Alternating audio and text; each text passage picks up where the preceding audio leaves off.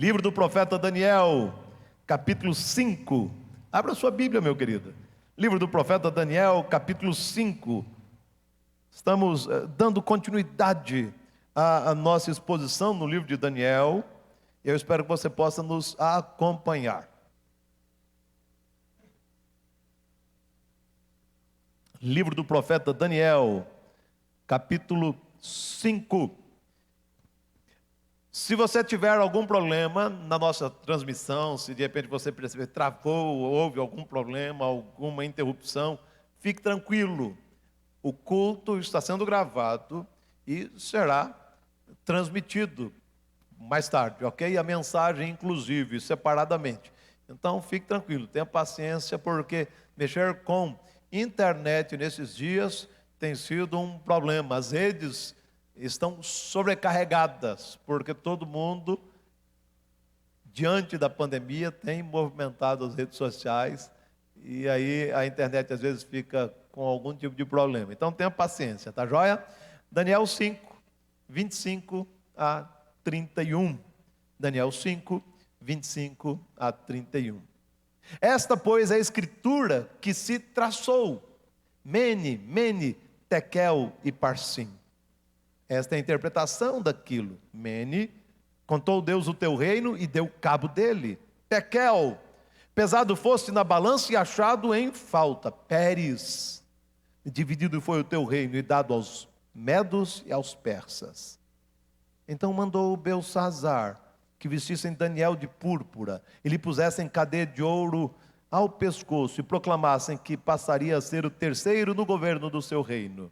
Naquela mesma noite foi morto Belsazzar, rei dos caldeus. E Dario, o Medo, com cerca de 62 anos, se apoderou do reino. Até o final do capítulo 5. Meu querido, o que você gostaria que fosse escrito na sua lápide, no seu epitáfio? David Livingstone nasceu na Escócia em 1813.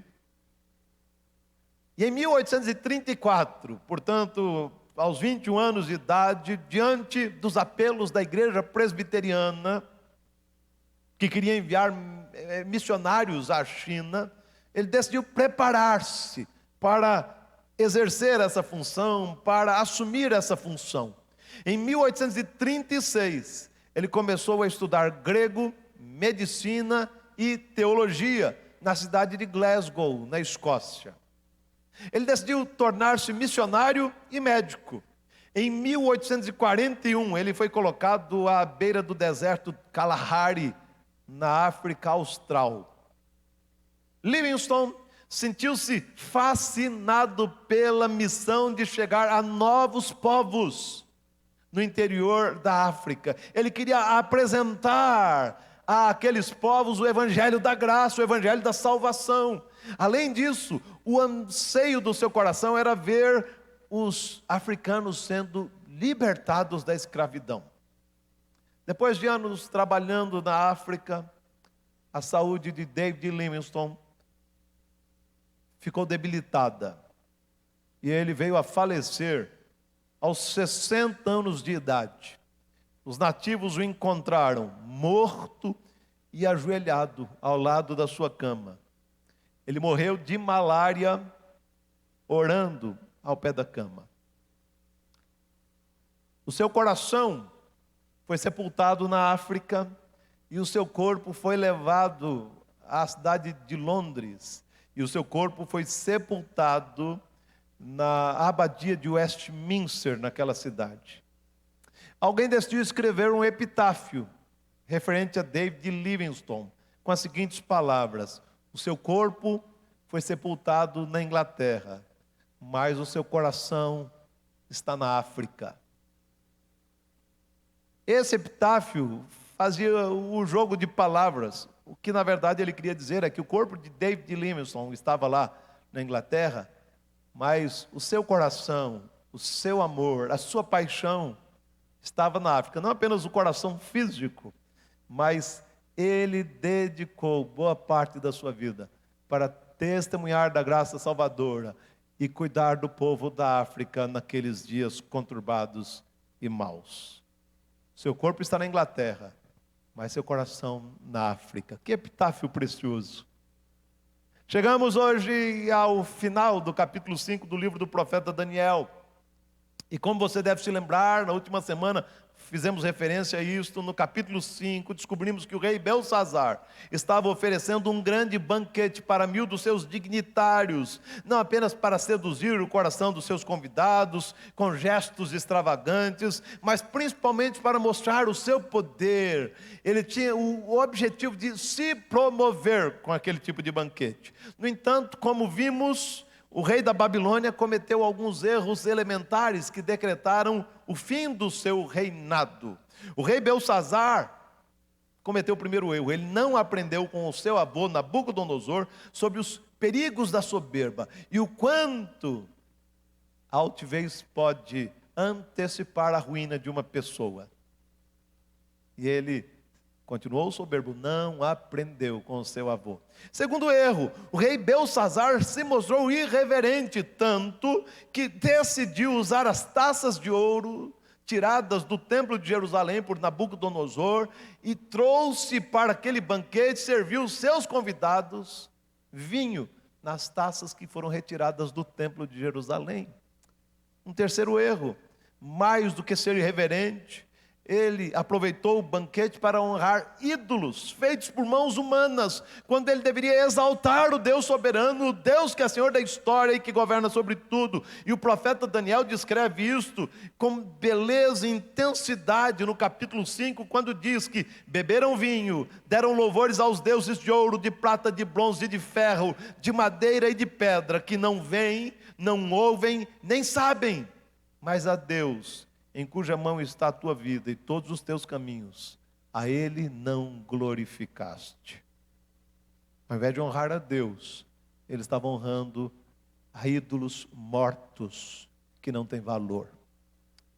Enquanto Belsazar oferecia aquele fausto banquete a 1000 dos seus dignitários, apareceram dedos de mão humana que escreveram no reboco da parede do palácio 4 palavras que o deixaram perturbado, apavorado: Mene, Mene, Tekel e Parsim.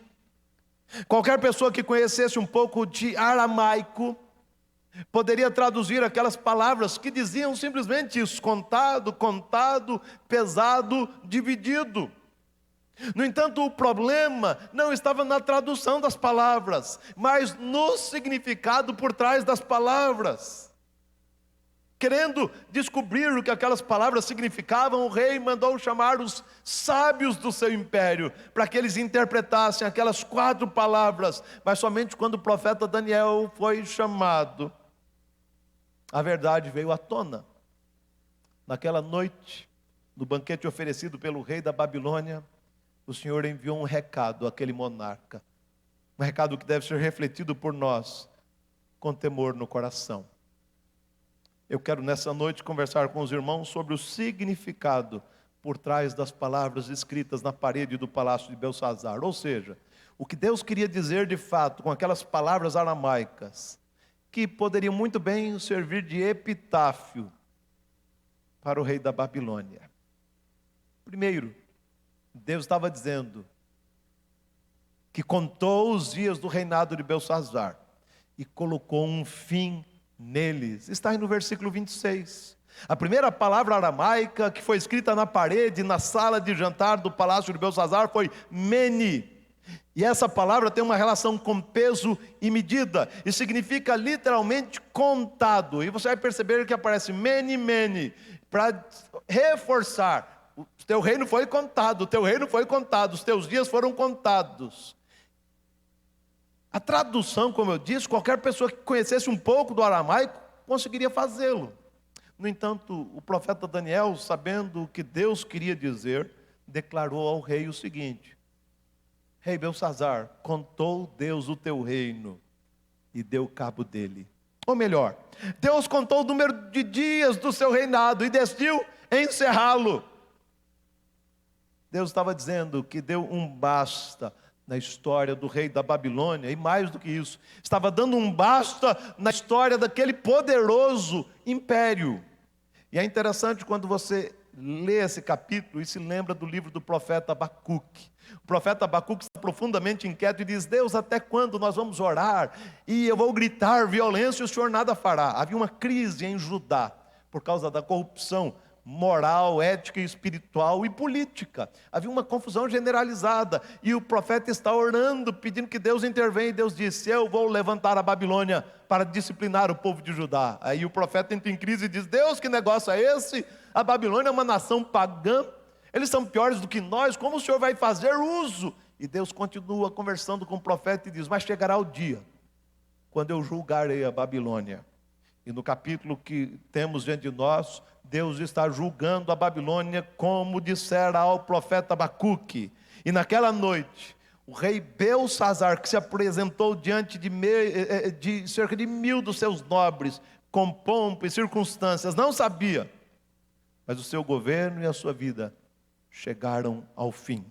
Segundo Heródoto, um historiador grego do 5º século antes de Cristo, naquela mesma noite, olha o que diz o historiador: Dario desviou o rio Eufrates para um canal e, guiado por 2 desertores, marchou pelo leito seco do rio Eufrates rumo à cidade, enquanto os babilônios farreavam numa festa aos seus deuses. Ou seja, enquanto o rei se esbaldava, se exaltava, o seu reino estava ruindo debaixo do seu nariz. Tragicamente, os últimos momentos da vida de Belsazzar, o homem mais poderoso do mundo antigo, foram passados em meio a orgias e bebedeira. O todo-poderoso Belsazzar estava tão embriagado com o sucesso e o poder que não percebeu que o seu tempo estava se esgotando. Nene, seus dias foram contados. A segunda palavra escrita ali na parede tinha o seguinte recado: você foi pesado, Belsazzar, e achado em falta. Está no versículo 27. Segunda palavra aramaica que apareceu escrita na parede do palácio foi tekel. É uma expressão que também está relacionada a peso e medida, e significa literalmente pesado. Como diz Kidner, avaliado. E Daniel deu a seguinte interpretação, uma interpretação dramática àquela palavra: pesado foste em balanço, ó rei, e achado em falta. Ou você foi achado muito leve. Deus pesou você, rei Belsazzar, na sua balança da justiça e achou leve demais. Daniel estava dizendo que Deus pesara cada ato da vida do rei Belsazzar em sua balança de precisão, mas o rei pesou muito pouco. Sua vida não correspondia ao propósito divino. A vida de Belsazzar não satisfez o padrão exigido por Deus. Ele foi achado em falta. A vida do rei da Babilônia não agradara a Deus. Por isso Deus estava mandando um recado naquele jantar: você foi pesado e achado em falta. E a terceira palavra se encontra no versículo 28. O seu reinado foi dividido e entregue aos medos, ou o seu reino foi dividido e entregue aos medos e persas. A terceira palavra aramaica que apareceu na sala de jantar, naquele banquete no Palácio Real, é parsim, que é o plural de peres, e significa dividido. A interpretação dada por Daniel foi simples e direta: dividido foi o teu reino e dado aos medos e persas. Com essas palavras, o Senhor estava dizendo que Belsazzar, o rei da maior potência do mundo antigo, não tinha o poder que imaginava. Ele não era senhor da própria agenda. Tanto que naquela mesma noite o seu reino seria dividido e cairia nas mãos dos medos e persas, como de fato aconteceu. Segundo Stuart Olliott,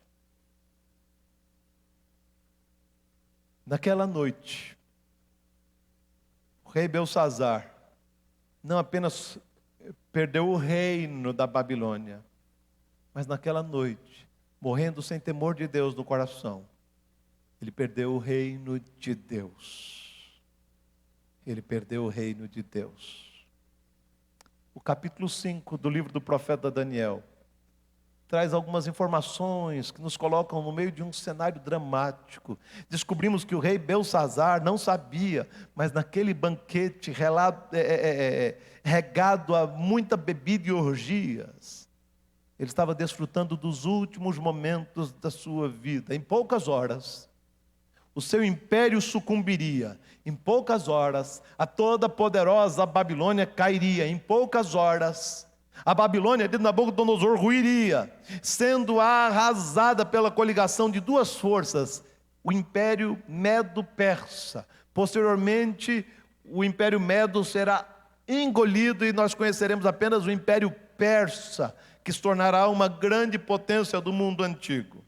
Meu querido, por favor, coloque-se por alguns minutos no lugar de Belsazar. Imagine que você decidiu oferecer um grande banquete para os seus familiares, para os seus melhores amigos, celebrando uma promoção no trabalho, celebrando o seu sucesso empresarial, ou coisa do tipo. Imagine, e repentinamente todos estão reunidos numa festa nababesca, e imaginem aparecendo na parede do salão de festas as palavras Mene, Mene, Tekel e Parsim, ou seja, contado, contado, pesado, dividido. O que você faria?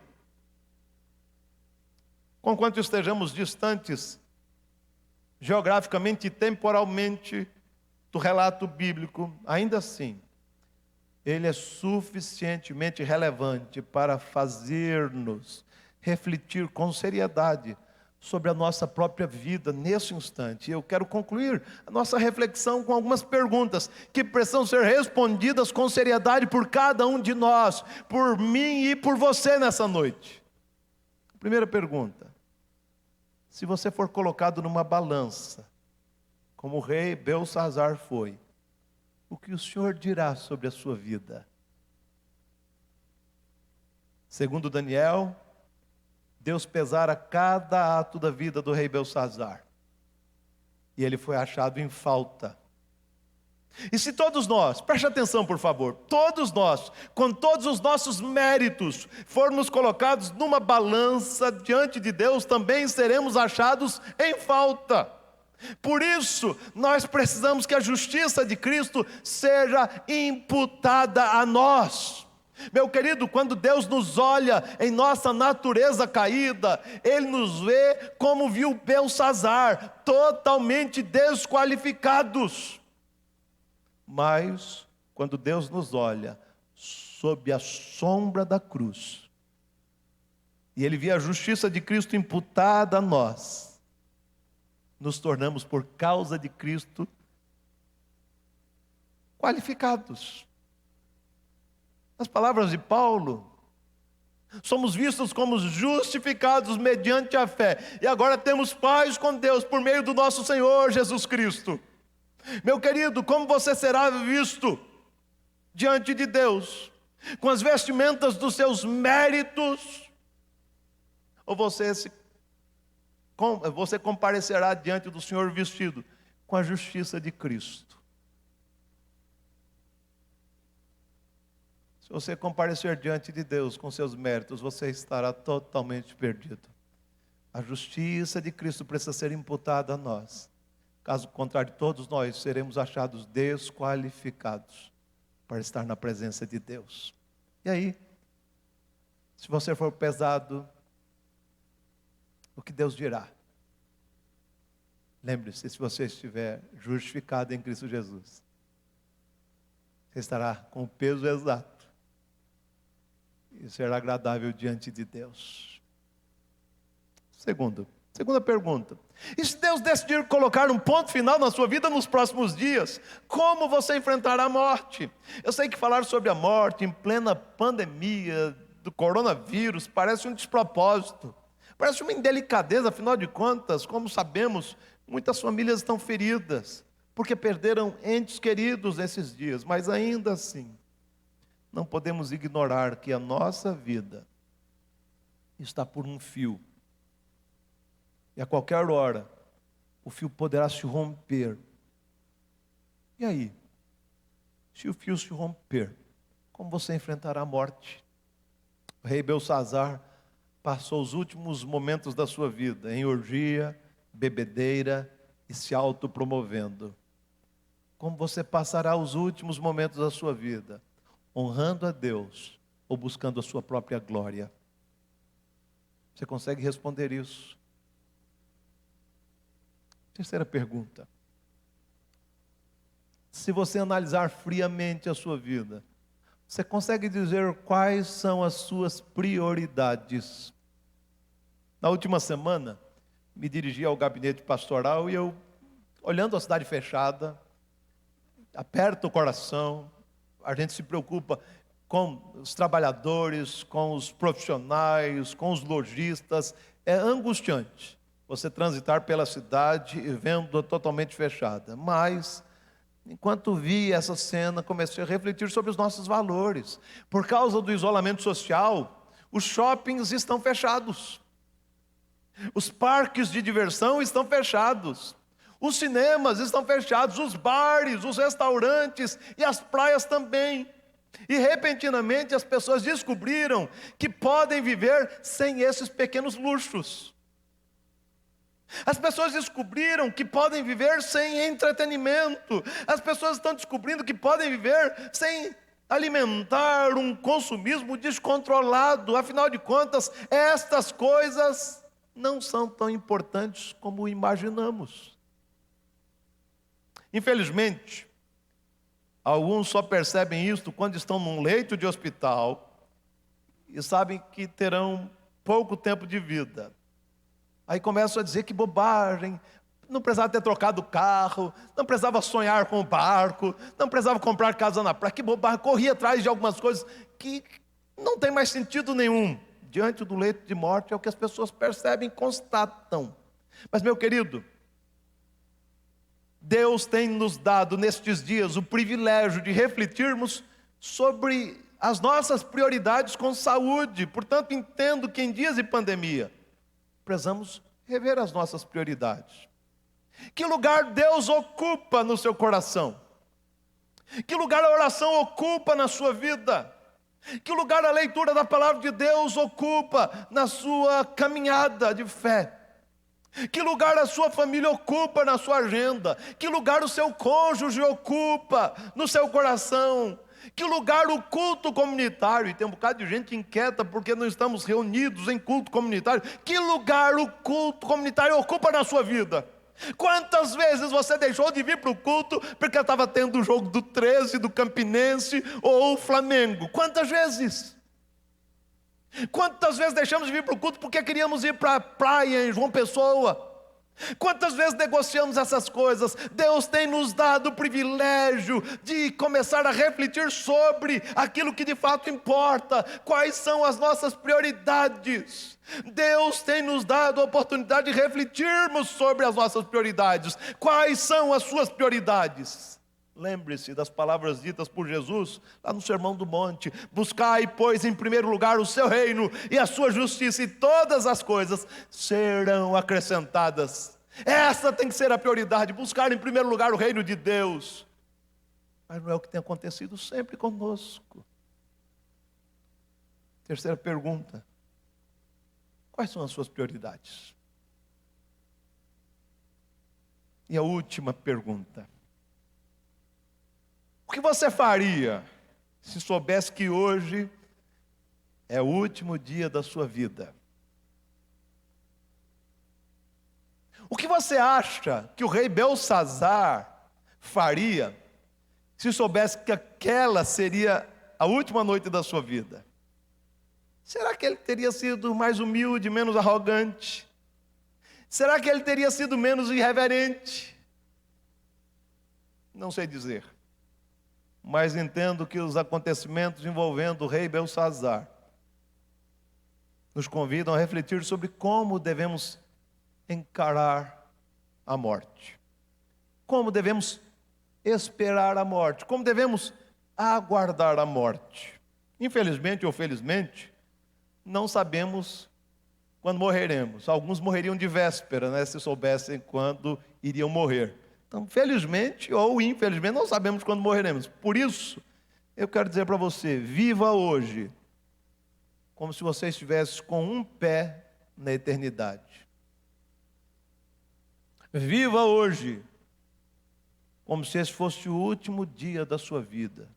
Viva hoje com senso de urgência, sabendo que depois do último suspiro, você comparecerá diante do Deus eterno.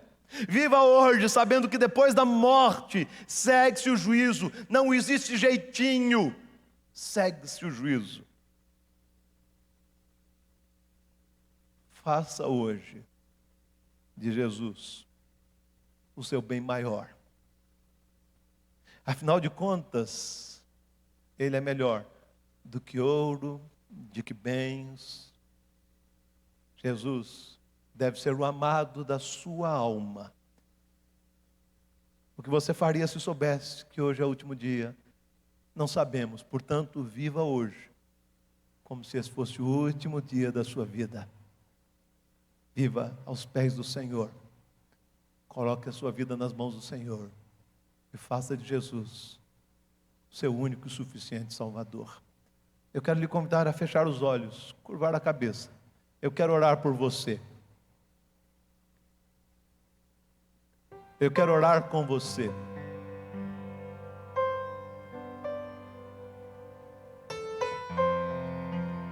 Os poetas têm o poder de dizer algumas verdades que muitas vezes nós nem nos apercebemos como são preciosas. E o poeta disse: Jesus é melhor, sim, que ouro e bens. Jesus é melhor do que tudo que tens, melhor que riquezas e posições. Melhor muito mais do que milhões. Pode ser um rei com poder nas mãos, mas do mal ele é escravo. Por isso 1000 vezes prefiro o meu Jesus e servi-lo até o fim. Esse tem que ser o meu e o seu compromisso.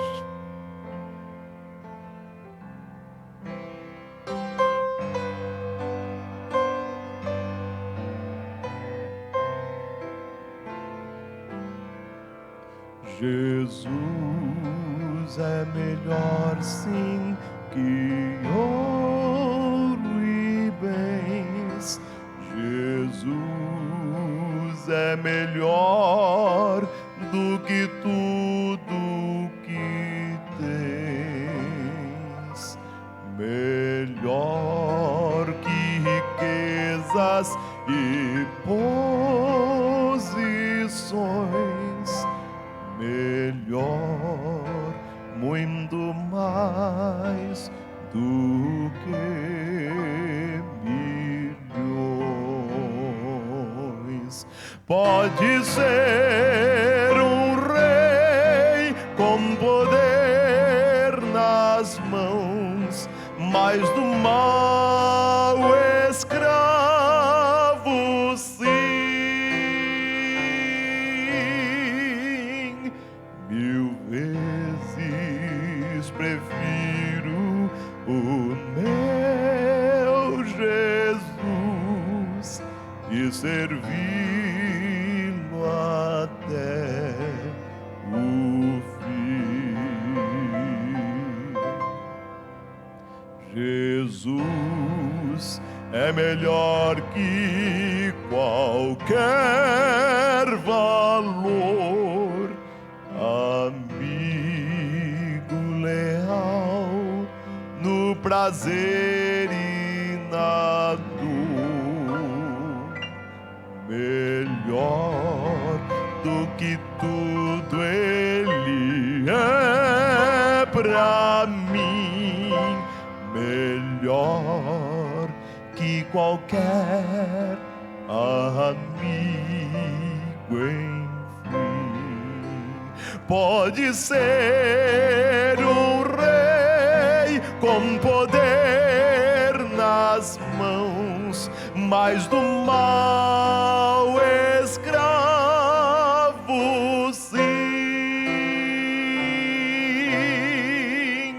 1000 vezes prefiro o meu Jesus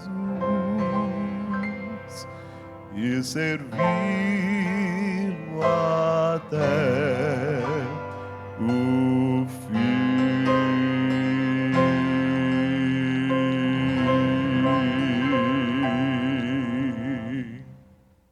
Eu quero